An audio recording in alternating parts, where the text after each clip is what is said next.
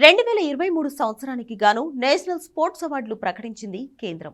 ఇండియాలో క్రీడా రంగంలో అతిపెద్ద పురస్కారం ఖేల్ రత్నకు ఇద్దరు బ్యాడ్మింటన్ క్రీడాకారులు ఎంపికయ్యారు. సాత్విక్ సాయిరాజ్ రాంకిరెడ్డి, చిరాగ్ చంద్రశేఖర్ శెట్టికి ఈ అవార్డును ప్రకటించారు. ఇక 26 మందికి అర్జున అవార్డ్స్ ను ప్రకటించింది కేంద్రం.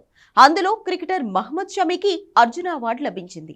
ఈ జాబితాలో పారా ఆర్చర్ శీతల్ దేవి పేరు కూడా ఉంది.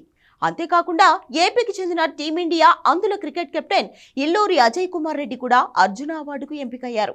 Kabaddi player Pavan Kumar, wrestler Sunil Kumar, chess క్రీడాకారిణి వైశాలి అవార్డులకు ఎంపికయ్యారు.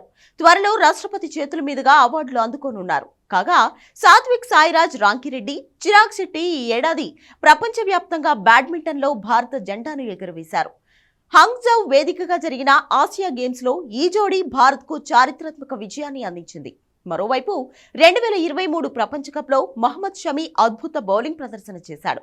ఈ ప్రపంచ కప్లో అత్యధిక వికెట్లు తీసిన బౌలర్గా నిలిచాడు.